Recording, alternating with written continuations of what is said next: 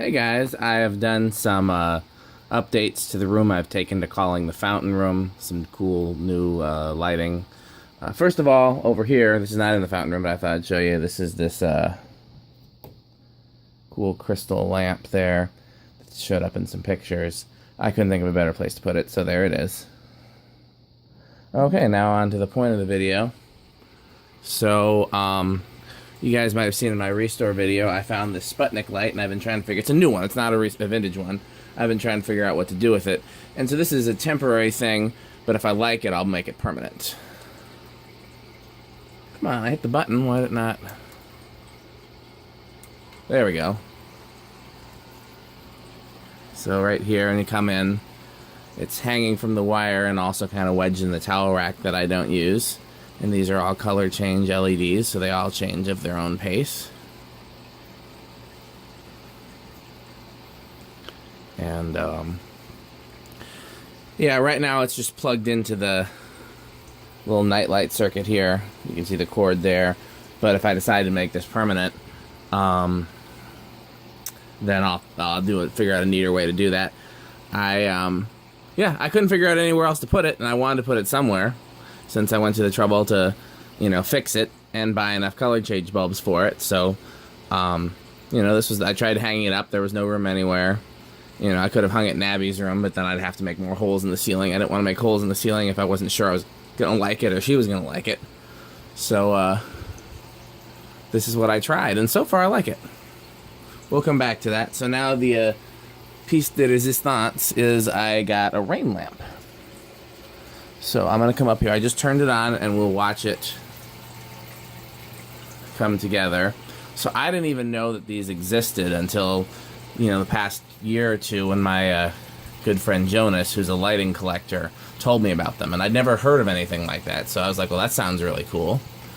And so then I was at the restore, the one that I work at, talking to one of the cashiers. And she's like, yeah, when I first started here, we got in one of those rain lamps, with the strings and the oil.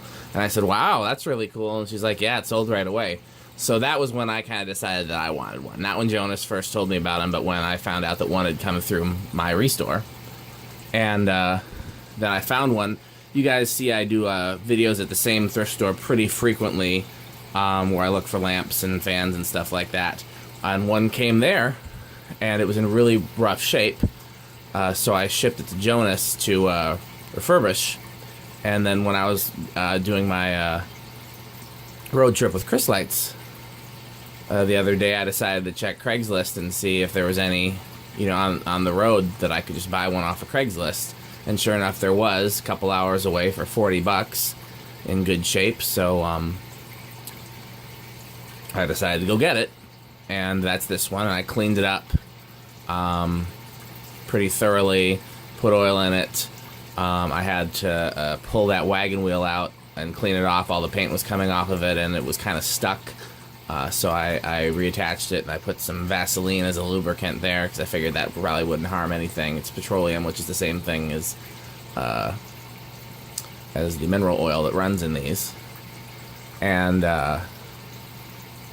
yeah, so I experimented with a lot of different bulbs in it.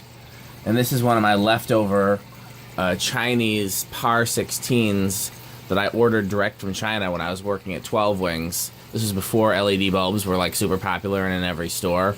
So in order to get them for 12 Wings, we ordered a batch from China, and we got a bunch of these little par 16s that were dimmer than a regular par 16. And that's what's in there now, and it's out of the bulbs I have, it actually looks the best. So what I discovered is, if you put a regular bulb in there, it's not a par, you see the light glistening on the top, but then it kind of stops glistening about halfway down, because it's not as, the light isn't as directed downward. And, what I really wanted was just a little nightlight bulb in there. It was just enough so you could see it in the dark. But all the light would get lost at the top, and then the strings wouldn't glisten. So I tried making a reflector for those, and I tried my regular par 20s and stuff, and they were all too bright. And so I tried this, and it's actually the better of the ones. So what I actually have an order out for is one of those little pars from Amazon that comes with a remote control, so you can dim it from the remote. and I'll see if that ends up working better, and maybe that'll be the thing. So we're gonna keep watching this until the wagon wheel starts to turn. It takes some time for the oil to pump all the way to the wheel. So if Jonas fixes mine up, then I'll have two, and I'm leaving a space for one there. By the way, this fountain I don't think has been documented by video yet. It's a color change fountain I got from Amazon. I ordered a replacement on Amazon. One of my Walmart ones stopped working, and the seller on Amazon had the same one, so I ordered a replacement from Amazon, and the seller had good experience with them, so I thought I'd see what else they had. And of the other ones they had, this one looked the coolest because it had color change LEDs in it and had the crackled glass, and so I ordered that when it came today. Everything else, all the other fountains are what you guys remember. Of course, don't forget about that.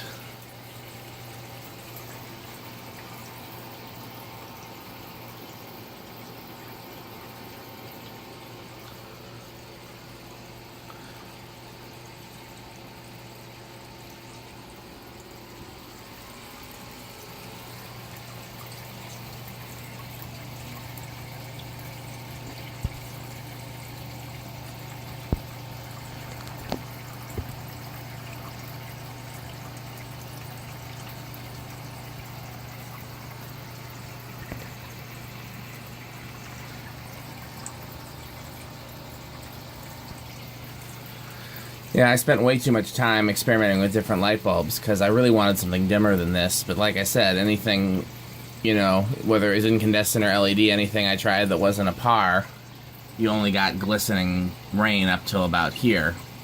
Unless it was a really bright light bulb, and I definitely didn't want really bright. So, you know, this is the best I could come up with for now, but I'm hoping the ones that I ordered from Amazon will be better. The wagon wheel is still kind of iffy. I wonder if it's because it's off balance because a little bit of the original paint is still on there. It was originally brown and all the paint just was flaking off. So I soaked it so it was everything that was going to come off wood so that it wouldn't clog up anything.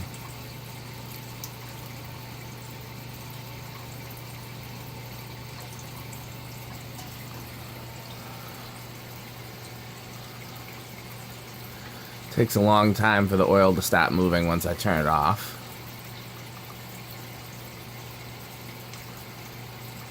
So I guess if you don't know about these, they use mineral oil. There's a pump in the bottom here that's like a exhaust fan motor with a little, almost like a little vacuum blower on it. And then this whole thing is filled with oil, this whole bottom cap. So the motor and the pump sits in the oil, and the oil goes up one of these tubes, and then just sits around a tray in the top and then drips down. I do not know why, but all the fishing line is just one long string. It's not separate strings. I don't know why they had to do it that way. Why you couldn't just string 1, string 2, string 3. But for whatever reason, it has to be all one long piece. So they're a pain to restring, but Jonas is going to do my other one, so. Okay, I think that shows you everything down here.